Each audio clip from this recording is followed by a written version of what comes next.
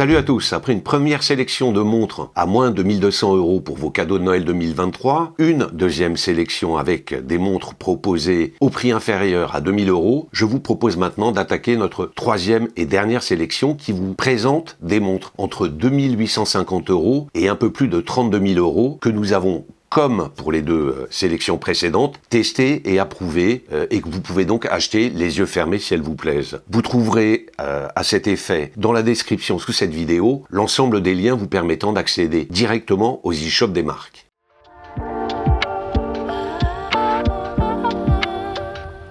Pour débuter cette sélection, je vous propose de commencer par un chronographe de la maison Raidillon, baptisé Miles C10 1008. Créé il y a un peu plus de 20 ans, la maison Raidillon propose des montres Swiss Made, dessinées en Belgique, qui puisent leur inspiration dans le monde de la course automobile. L'une des particularités de la maison Raidillon, c'est que toutes ces collections sont exclusivement proposées en série limitée à 55 exemplaires, un chiffre qui est tiré historiquement du nombre de véhicules qui étaient autorisés à prendre le départ sur le circuit de Spa-Francorchamps. L'autre particularité des collections Raidillon, c'est que elles sont toutes, je vous le disais, proposées en série limitée à 55 exemplaires, mais qu'il n'existe jamais de numéro 13 sur 55, le premier numéro de la série étant le 00 sur 55, afin d'éviter ce 13 que les plus superstitieux craignent. Si Raidillon avait quelque peu disparu des radars ces dernières années, c'était pour mieux revenir en 2023, comme en témoigne ce modèle Miles C10 1008. Alors pourquoi l'avons-nous sélectionné dans notre guide d'achat 2023? C'est tout d'abord en raison de cette teinte argentée qui résulte à la fois de la boîte et du boîtier du chrono. Alors pourquoi cette teinte? Parce que tout simplement, ou plutôt tout à fait exceptionnellement, ce chrono Raidillon puise son inspiration dans un véhicule exceptionnel, en l'occurrence le coupé Mercedes 300 SLR Uhlenhaut, vous pardonnerez mon accent allemand, produit en 1955, qui est en fait un prototype de voiture de course qui n'a été produit par Mercedes-Benz qu'à 2 exemplaires, dont l'un a été vendu très récemment, je crois en 2022, au prix littéralement astronomique de 135 millions d'euros. Alors nettement moins cher, on s'en réjouit, cette Raidillon Miles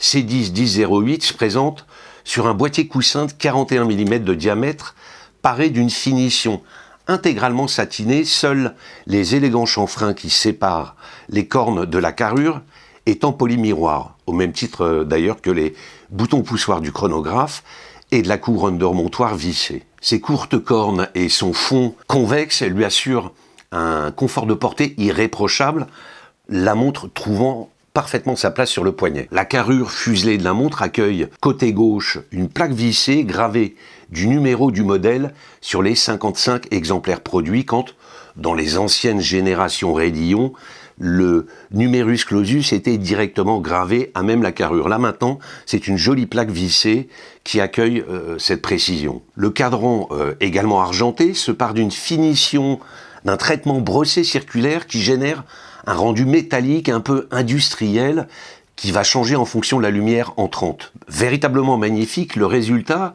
combiné au travail réalisé sur le boîtier, est une juste évocation de la carrosserie de cette légendaire Mercedes 300 SLR Uhlenhaut. Pour rehausser l'ensemble et optimiser de manière substantielle la lecture instinctive et de l'heure et des temps chronométrés, le cadran de cette Raidillon accueille 3 compteurs noirs au traitement azuré circulaire et qui sont encadrés chacun d'un réau argenté mat. La petite seconde prend ainsi place à 9 heures, les sous-compteurs à 12 et 16 heures étant respectivement dédiés à la totalisation des temps chronométrés sur 30 minutes et sur 12 heures.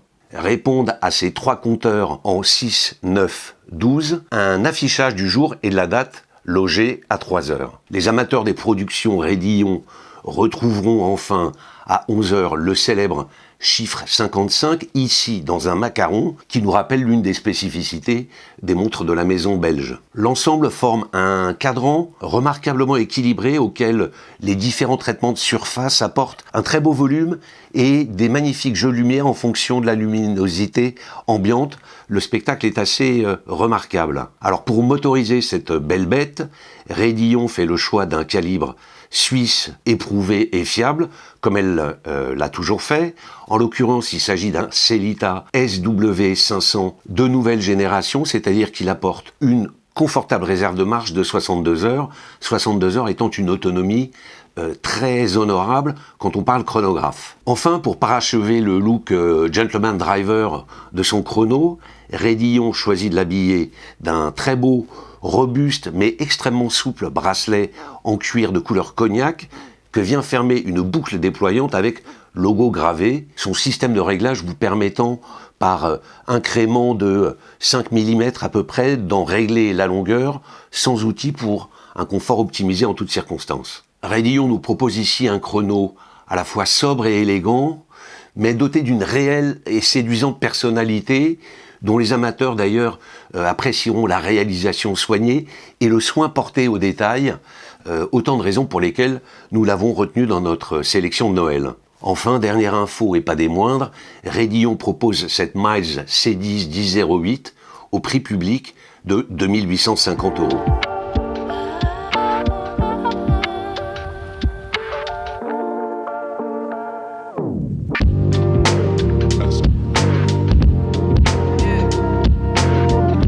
Deuxième pièce de notre sélection, j'ai nommé la Longines Legend Diver 39 mm.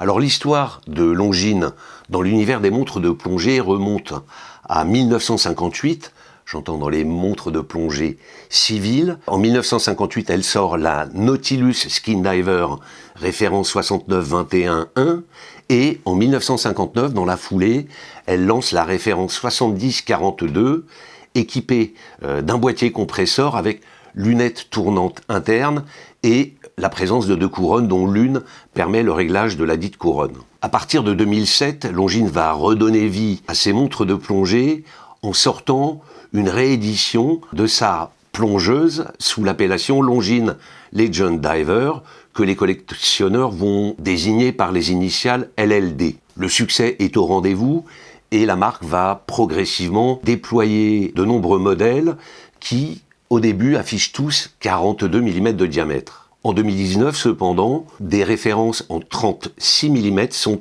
intégrées au catalogue. Alors trop grande en 42, notamment en raison d'un corne à corne imposant, ou pour d'autres trop petite en 36 mm, il y avait un gap qui pouvait être comblé et que vient justement combler cette Legend Diver 39 mm de génération 2023. Avec ce nouveau diamètre revu à la baisse, c'est un élément important auquel certains de vous seront sensibles, le corne à corne passe de 52,5 mm sur les Legend Diver précédentes à désormais un contenu 46,6 mm. Résultat, évidemment, le confort de portée est optimal et la présence visuelle au poignet, son impact a été légèrement réduit, même si la pièce reste tout à fait agréable à regarder et qu'elle conserve surtout une étanchéité de 300 mètres de profondeur. S'y ajoute en termes de confort, c'est important, et de perception visuelle, une épaisseur limitée à 12,63 mm, la montre affichant désormais des proportions parfaites, servie, bonus sur le gâteau, par un entrecorne qui passe de 22 mm sur les générations précédentes à désormais un classique 20 mm. Côté cadran, certains éléments ne changent pas sur cette nouvelle 39 mm. Les marquages, la typo et les graduations restent identiques. Pas de changement non plus à noter du côté de la lunette tournante interne bidirectionnelle. Ce qui change en revanche, c'est que l'aiguille des heures est désormais intégralement pourvue de Superluminova et que l'aiguille des secondes, la grande trotteuse centrale des secondes, accueille désormais une pointe luminescente. Plus lisible de jour comme de nuit, surtout, ce qu'il convient de retenir, c'est que la Longines Legend Diver 39 mm de nouvelle génération est désormais, et pour la première fois, certifiée ISO 6425, cette norme qui désigne les montres de plongée. Du côté justement de la lisibilité nocturne, Longines a procédé à une réelle optimisation puisque nous retrouvons une émission verte pour les index bâtons, les index chiffres arabes, le triangle de la lunette tournante et l'aiguille des heures. On retrouve en revanche une émission bleue pour l'aiguille des minutes, la flèche de l'aiguille des secondes et pour chaque index qui, en plus de sa luminescence verte,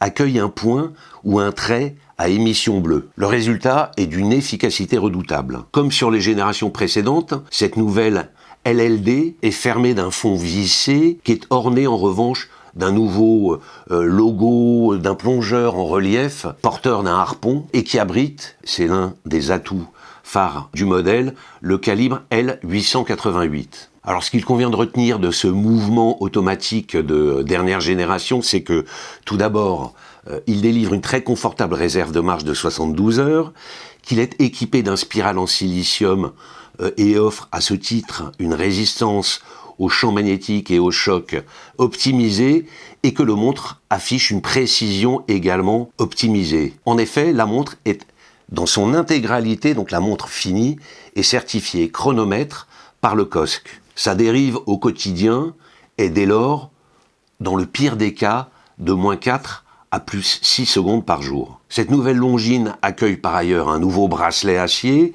à l'ambiance très vintage, dont vous apprécierez la remarquable souplesse, parce qu'il épouse véritablement complètement les contours du poignet pour offrir un confort idéal. Alors avec sa certification ISO 6425, sa taille intermédiaire, son confort de portée et sa fonctionnalité optimisée, son élégance sport chic et son mouvement de dernière génération, cette nouvelle Longines Legend Diver, proposée au prix de 3 550 € sur bracelet acier ou cuir et au prix de 3 300 € sur bracelet NATO, est véritablement la Legend Diver que les amateurs attendaient.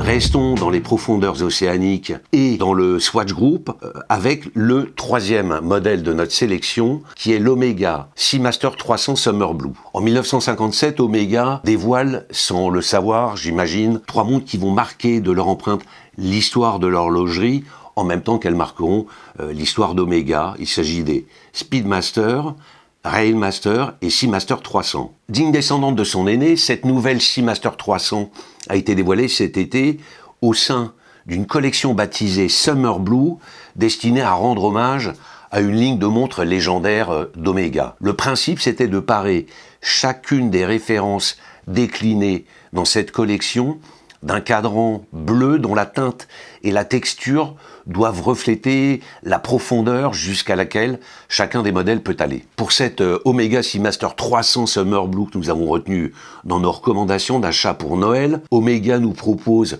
comme pour son aîné de 1957, un boîtier dépourvu d'épaulement protecteur en acier inox poli et satiné de 41 mm de diamètre. Les finitions sont conformes au standard élevé d'Omega avec une très belle alternance de surface satinée et polymiroir, qu'il s'agisse de la boîte ou du bracelet. La qualité d'exécution est proprement irréprochable, au même titre d'ailleurs que le confort, assuré notamment par les courtes cornes du boîtier et par une boucle déployante à crémaillère qui permet de régler la montre par incrément d'1 millimètre sans le moindre outil et dès que votre poignet va se contracter ou se dilater en fonction de la température ambiante. Bien qu'accessoire, cette boucle est un vrai bonheur au quotidien. Mais au-delà de ces points très appréciables mais néanmoins classiques sur les montres Omega réputées pour leur luxueuse conception, la Seamaster 300 séduit par son cadran véritablement inédit,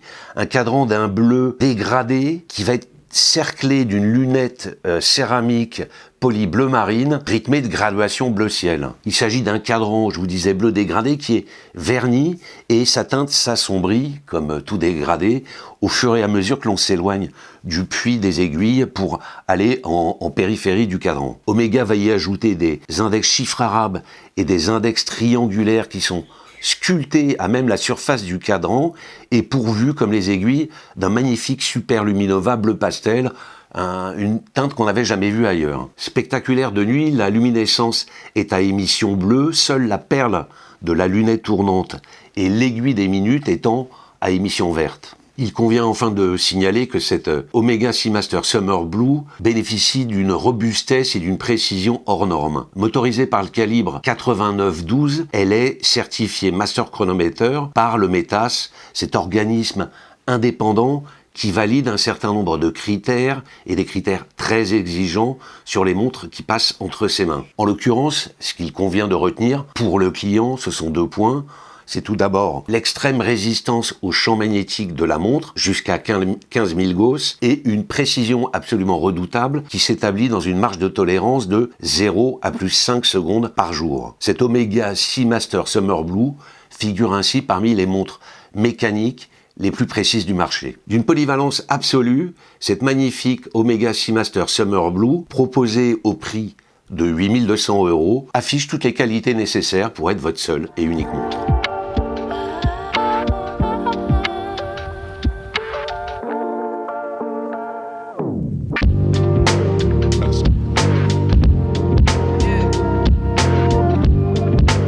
Prenons maintenant un peu d'altitude avec la 4e pièce sélectionnée dans notre guide 2023.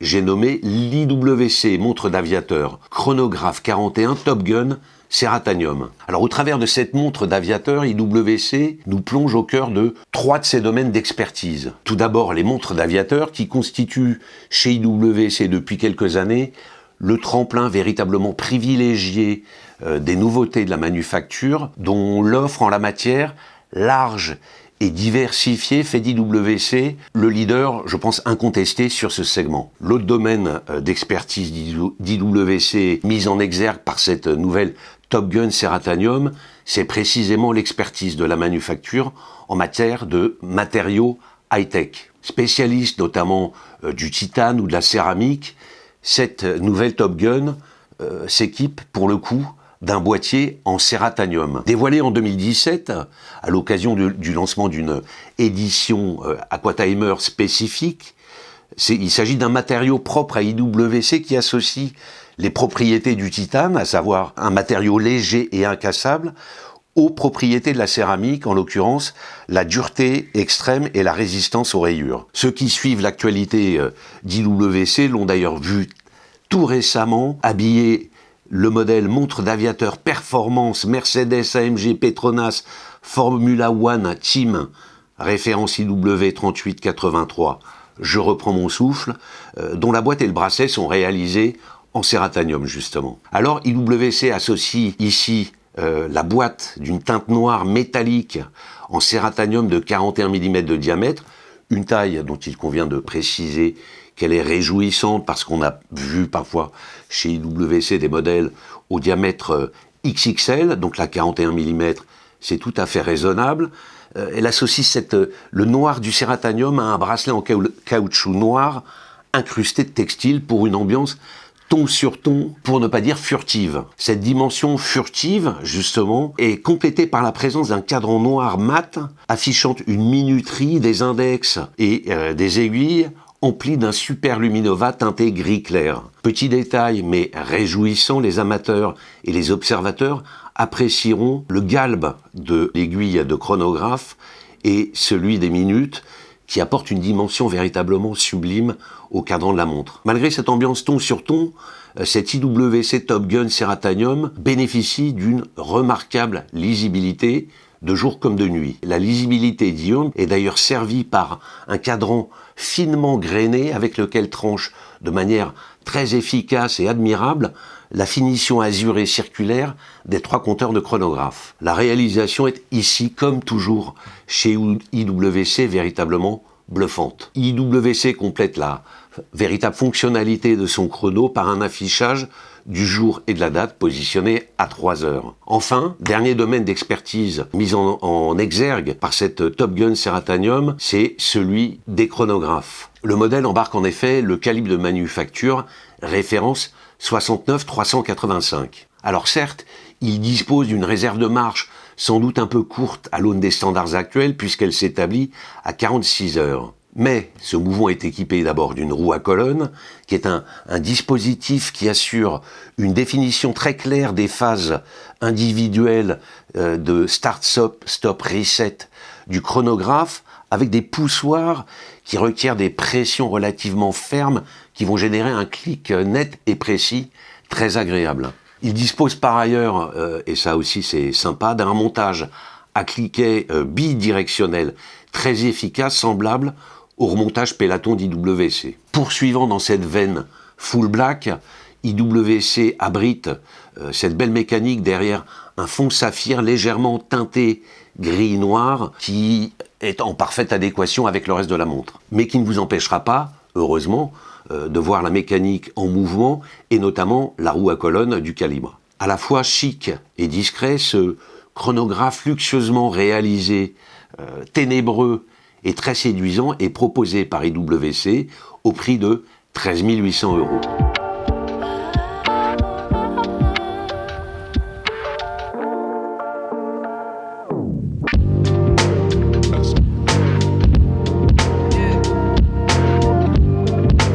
Changement de continent maintenant, je vous embarque au Japon avec la Grand Seiko Tantograph. Si le nom Grand Seiko fait sa première apparition sur un cadran en 1960, c'est sur le cadran d'une montre Seiko, dont Grand Seiko constitue la collection haut de gamme.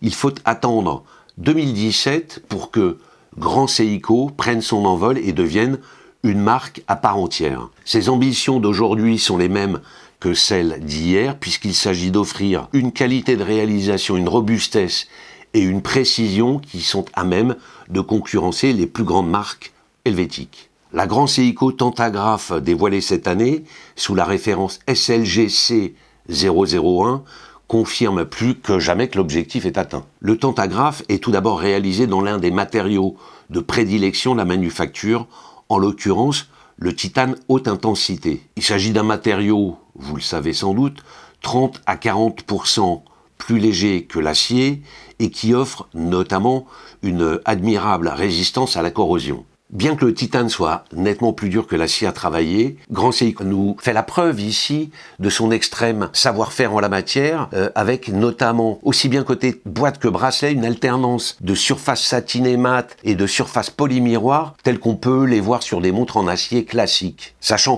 qu'en plus, pour corser l'exercice, le boîtier du Tantograph présente une dimension sculpturale avec un enchaînement de surfaces galbées et de surfaces planes qui vont complexifier grandement l'exercice. Le résultat est pourtant esthétiquement très impressionnant, sachant que Grand Seiko, bien entendu, pour les surfaces polymiroirs, fait appel à sa méthode polissage Zaratsu qui permet un polissage parfait sans distorsion. Équipé d'une lunette tachymétrique noire en céramique polie, le boîtier du Tantograph affiche des dimensions masculines, en l'occurrence 43,2 mm de diamètre pour une épaisseur qui s'établit à 15,3 mm. Ces dimensions sont pourtant allègrement compensées par la légèreté du titane et la présence de courtes cornes plongeantes qui assurent au Tantograph un confort de portée au quotidien remarquable. L'autre atout de cette montre Grand Seiko réside dans son exceptionnel cadran qui s'inspire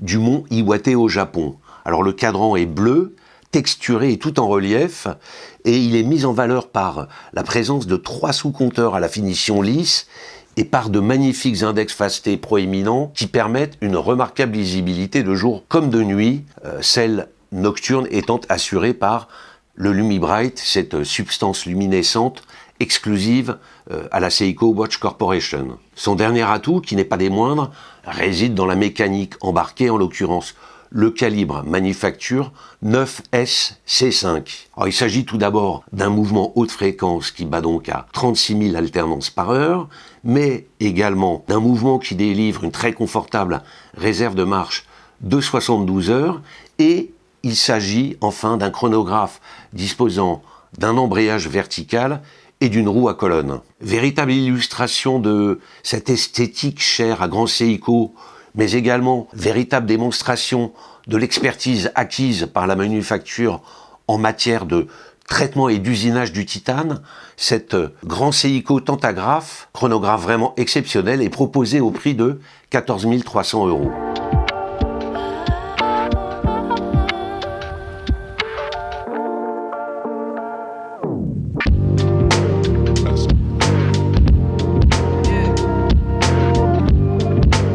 Après le Japon, je vous emmène maintenant en Italie avec la Panerai Radiomir 40 Goldtech, portant en référence PAM 1026. Si l'année 2023 a été déclinée, déployée chez Panerai sous le signe de la Radiomir, on peut dire que la manufacture n'a pas ménagé ses efforts pour nous proposer des pièces hautement séduisantes. Alors j'en veux pour preuve la très belle Panerai Radiomir PAM 1349 California, équipée à la fois d'un boîtier en Brunito e-steel et d'un cadre en California Kaki, absolument sublime. Le modèle retenu pour notre sélection de Noël, la Radiomir 40 Goldtech PAM 1026, nous embarque pourtant loin de l'univers de la PAM 1349 que je viens de citer, même si les deux modèles partagent évidemment leurs racines historiques. Il s'agit en l'occurrence de celle de la Radiomir, dont le premier prototype apparaît en 1935 et dont le nom vient de cette substance luminescente mise au point par Guido Panerai. Radiomir oblige, le boîtier de cette PAM 1026 est de forme coussin, un format carré et galbé qui propose en particulier de superbes flancs fuselés presque aérodynamiques. Le boîtier est bien entendu prolongé de ses identitaires en fil qui nous rappellent que les premières montres bracelets n'étaient rien d'autre que des montres de poche auxquelles on avait soudé des morceaux de fer permettant d'arrimer un bracelet en cuir pour la porter au poignet ou autour de la cuisse lorsqu'il s'agissait d'aviateurs. Deux caractéristiques majeures font pourtant de cette Radiomir 40 une montre à part et ô combien séduisante. Alors elle abandonne tout d'abord les 47 mm de diamètre très courants sur les Radiomir du passé pour un absolument génial format de 40 mm qui va du coup pouvoir habiller tous les poignets, y compris les poignets féminins. Cette Radiomir est d'autre part réalisée en Goldtech. Il s'agit de cet alliage mis au point par la marque florentine qui associe de l'or 18 carats à du cuivre et du platine. Le Goldtech offre au boîtier de cette Radiomir une teinte plus intense que celle de l'or rouge classique et permet par ailleurs, nous précise la marque, d'en atténuer l'oxydation dans le temps. Alors malheureusement, je n'ai pas pu la garder suffisamment pour en témoigner, mais je vous livre l'information livrée par Panerai. Pour renforcer l'élégance de son modèle, bien entendu, c'est une finition intégralement polymiroir qui est appliqué à cette PAM 1026 et qui permet de nous éloigner véritablement loin avec ses 40 mm de diamètre de l'univers des montres militaires qui sont aux origines de la Radiomir. Cette élégance justement est renforcée par la présence d'un très beau cadran type sandwich blanc satiné soleil, parcouru d'un aiguillage doré, le Super Luminova utilisé ici adoptant une teinte également dorée pour une harmonie parfaite. Côté mécanique, pas de surprise, mais du fiable et éprouvé puisque Panerai fait appel à son célèbre maintenant calibre P900 dont on retiendra principalement qu'il délivre une confortable réserve de marche de 3 jours. Enfin, Panerai habille cette Radiomir, toujours dans cet esprit montre classique et élégante, d'un beau bracelet en alligator brun foncé. Panerai propose cette magnifique Radiomir 40 Goldtech au prix de 18 500 €.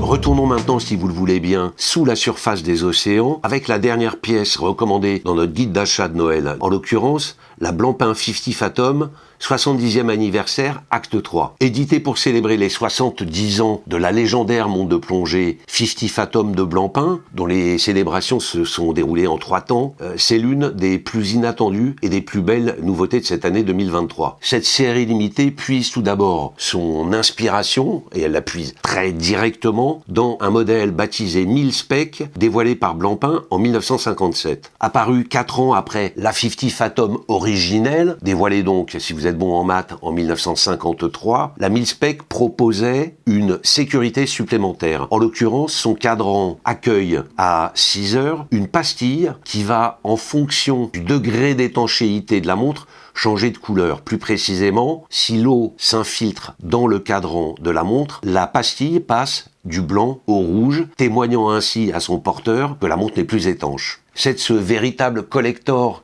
qui figure d'ailleurs parmi les montres Blancpain les plus recherchées par les collectionneurs, que cette 50 Fathom 70e anniversaire acte 3 dérive directement. Mais en guise d'hommage, Blancpain choisit d'aller au-delà de la reprise de cette pastille d'étanchéité en proposant tout d'abord un diamètre de 41,3 mm qui est identique à celui de la Mil-Spec originale. Mais comme nous sommes en 2023, cette édition 70e anniversaire s'habille d'un boîtier en or-bronze. Il s'agit là d'un alliage qui associe 50% de bronze, 37,5% d'or poinçonné 9 carats, ainsi que du palladium, de l'argent et du gallium. Alors je ne l'ai malheureusement pas eu suffisamment longtemps avec moi pour pouvoir en témoigner, mais je cite ici le communiqué Blancpain qui nous indique en substance que ce type de bronze a la particularité de pouvoir être porté en contact direct avec la peau, à la différence du bronze traditionnel, sans mentionner qu'il dispose d'une meilleure longévité, l'oxydation en vert de gris étant bloquée par l'adjonction d'or. Ceux d'entre vous qui ont la chance d'être propriétaires de l'un des 555 exemplaires édités pourront apporter leur témoignage dans la section dédiée aux commentaires. Du côté des matériaux haut de gamme, Blancpain ne s'arrête cependant pas là puisque la lunette de cette édition est équipée d'un insert en céramique noire polie, le cadran du modèle étant abrité, lui, derrière un très beau verre saphir bombé. Blancpain choisit d'habiller cette édition anniversaire d'un bracelet NATO réalisé à partir de filets de pêche récupérés dans les océans pour une dimension un peu écolo, nous précisant d'ailleurs que les futures références de 50 Fathom accueilleront des bracelets réalisés à partir de ce même matériau récupéré. Enfin, côté mécanique, cette 50 Fathom anniversaire embarque un calibre de dernière génération, en l'occurrence une inédite version Milgauss de son calibre 1144 P2. On en retiendra une information principale, c'est sa très confortable réserve de marche de 100 heures. Proposée au prix public de 32 750 €, cette Blancpain 50 Fathom 70e anniversaire acte 3 est une montre véritablement sublime.